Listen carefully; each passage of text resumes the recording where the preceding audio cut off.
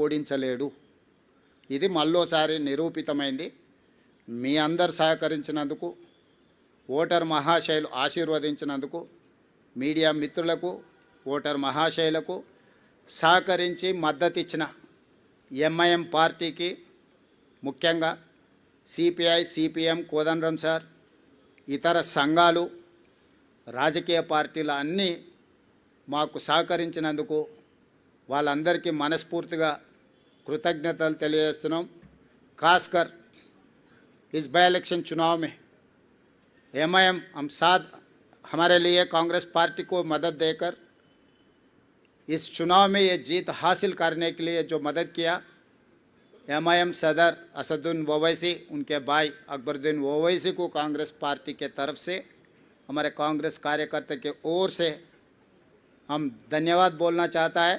आने वाले दिनों में भी हम सबको साथ लेकर तेलंगाना तरक्की के लिए हम कोशिश करेंगे, इसमें हम कामयाब हो जाएंगे।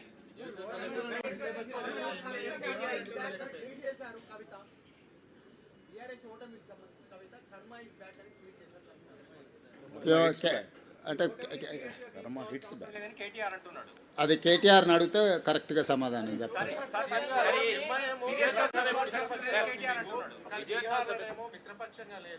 ఇక్కడ మీ కాంగ్రెస్ నేతలే ఎంఐఎం బీజేపీ బి టీం అంటున్నారు, ఇక్కడ మిత్రపక్షం బి టీమా మిత్రపక్షమా? ఇక్కడ మిత్రపక్షం ఉంది, బీహార్లో మిత్రపక్షం లేదు, అసలు కాంగ్రెస్ ఓవరాల్ పాలసీ ఏంటి? భారతదేశము రాష్ట్రాల సమీకరణ తెలుసు కదా, ఏ రాష్ట్రంలో ఆ రాష్ట్రంలో ఉండే నైసర్గిక పరిస్థితులను బట్టి, అక్కడ వాతావరణాన్ని బట్టి అక్కడ పంటలు పండుతాయి, అంతేనా? అదే జాతీయ పార్టీ కానీ యూనియన్ ఆఫ్ స్టేట్స్, ఇది జాతీయ పార్టీ కూడా ప్రతి రాష్ట్రానికి ఒక పీసీసీ అధ్యక్షుడిని ఎందుకు వేస్తున్నారు? ఒకే అధ్యక్షుడు జాతీయ స్థాయిలో ఉంటే సరిపోతుంది కదా। ఏ రాష్ట్రాలకు ఆ రాష్ట్రాలకు ఆ స్థానిక పరిస్థితులను బట్టి నిర్ణయాలు తీసుకోవడానికి వెసులుబాటు కాంగ్రెస్ పార్టీ కల్పిస్తుంది। ఆ వెసులుబాటులో భాగంగానే తెలంగాణ రాష్ట్రంలో కాంగ్రెస్ పార్టీ నిర్ణయాలు తీసుకున్నది। మాకు కలిసి వచ్చినందుకు ఎంఐఎంకు మేము ధన్యవాదాలు తెలియజేస్తున్నాం।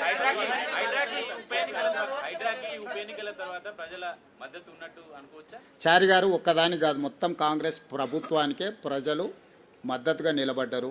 మా పరిపాలనలో తీసుకునే నిర్ణయాలు అన్నిటిని కూడా మేము ప్రజలకు అనుకూలంగా సమీక్షించుకొని ముందుకు వెళ్ళడం జరుగుతుంది। అమర్ గారు, అమర్, ఇంకా నేను ఆ రిజల్ట్స్ మీద పూర్తిగా సమీక్ష చేయలేదు, జాతీయ స్థాయి రాజకీయాల మీద ఇంకా దృష్టి పెట్టలేదు। ఇప్పటివరకు తెలంగాణ ఉప ఎన్నికల మీదనే ఉన్నాను, వాటిని విశ్లేషించిన తర్వాత తప్పకుండా నేను స్పందిస్తాను।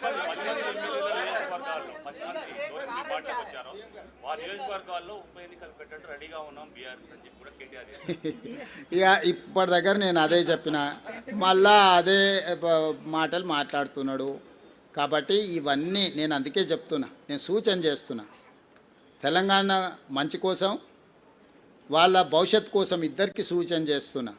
ఒక ఆయన అసూయ, రెండవ ఆయన అహంకారాన్ని తగ్గించుకోవాలి। పాతకాలంలో చెప్పారు, కింద పడ్డా కూడా పైకాలు నాదే అన్నాడు అంటే వెనకటికి ఓడు, కాబట్టి ఏది ఎట్లొస్తే అది అట్లా వస్తుంది। ఇప్పుడు అది ఆయన చేతులు లేదు, నా చేతులు లేదు, స్పీకర్ గారి చేతిలో ఉంది, సుప్రీంకోర్టు చేతుల్లో ఉంది। అది వచ్చినప్పుడు వస్తుంది, ప్రజలు ఇచ్చే తీర్పు తప్పకుండా ఇస్తారు।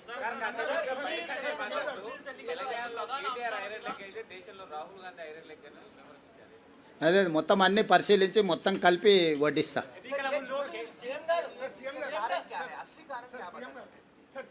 सरकार जो काम कर रहा है, सरकार को आशीर्वाद देने के लिए लोग आगे आए, बहुत सारे दिए, एक चीज़ नहीं है। हम पीछे से रेशन कार्ड और फाइन राइस, इंदिरा इंड्लू जो भी बोल रहे हैं ना, इसके साथ साथ हम कितने एम्प्लॉयमेंट क्रिएट किए, लॉ एंड ऑर्डर कितना कंट्रोल किए, ड्रग्स एंड गांजाई कितना हम लोग कंट्रोल किए। इस बार बारिश कितने आए आप देखे ना, इससे पहले 10 सेंटीमीटर बारिश है तो पूरा शहर डूबते थे, इस बार 40 सेंटीमीटर 50 सेंटीमीटर बारिश आए तो भी कोई भी एक कॉलोनी, एक बस्ती पानी में नहीं डूबा। लोग देख रहे हैं, मूसी में किसी को तकलीफ नहीं आया इस बार, पहली बार तेलंगाना हासिल करने के बाद 12 साल में बहुत बड़ा बारिश आए थे, क्लाउड बस्ट हुए थे। मगर इस बार हम जो तरीक़ा से जो काम किए, शहर के लोग लॉ एंड ऑर्डर कंट्रोल है, हम ड्रग्स कंट्रोल किए, बारिश में जो फ्लड्स है फ्लड्स को हम कंट्रोल किए, हर किसी को नौकरी देने के लिए कोशिश कर रहे हैं, और आगे डेवलपमेंट के लिए भी हम लोग जो एक्शन प्लान है December 8th and 9th we are going to dedicate our Telangana Rising 2047 vision document. तो हम लोग आगे आने वाले दिनों में, मैं पहले से ही एक ही बात कहा, 2004 से 2014 तक हम लोग जो काम किए 10 साल, उसके बाद 10 साल BRS ने काम किया, आज आने वाले 10 साल हम लोग काम करने वाले 4 to 14 जो रुक गए, in continuation of that development we are going to take policy decisions. Thank you.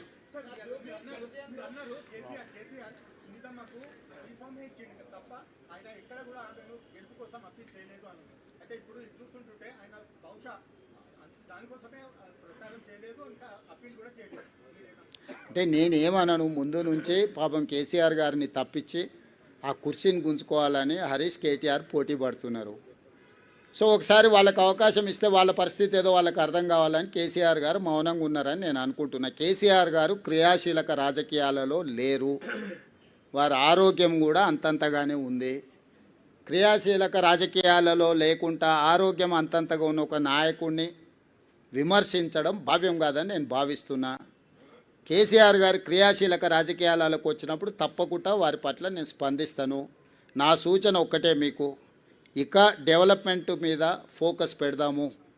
రాబోయే 2 సంవత్సరాలు ఫోకస్డ్గా మన రాష్ట్రాన్ని అభివృద్ధి చేసుకుందాము, సంక్షేమ పథకాలు అమలు చేద్దాము, రాష్ట్ర ఆదాయాన్ని పెంచుకుందాము, వనరులను సమకూర్చుకుందాము, అభివృద్ధికి సహకరించండి అని ప్రధాన ప్రతిపక్షం హరీష్ కేటీఆర్కి చెప్తున్నా, కేంద్రం నుంచి నిధుల కోసం సహకరించమని కిషన్ రెడ్డి గారికి చెప్తున్నా. మనమందరం కష్టపడతాం, మీరు కూడా ఈ కష్టాన్ని గుర్తించి ప్రజలకు చెప్పండి అని మీకు కూడా విజ్ఞప్తి చేస్తున్నా. అంతే తప్ప ఇంకా రాజకీయ విమర్శలకు తావు లేదు, అవసరం లేదు. రేపు 17th క్యాబినెట్లో అవన్నీ డిస్కషన్ జరుగుతాయి. 17 తారీఖు రోజు క్యాబినెట్ సమావేశం ఉన్నది. క్యాబినెట్ సమావేశంలో మంత్రులందరి సూచనలు తీసుకున్న తర్వాత స్థానిక సంస్థల ఎన్నికలకు సంబంధించి ఉన్న పరిణామాలు, న్యాయస్థానంలో ఉన్న అంశాలను వీటన్నిటిని పరిగణలోకి తీసుకున్న తర్వాత ఒక నిర్ణయానికి వస్తాం. Thank you.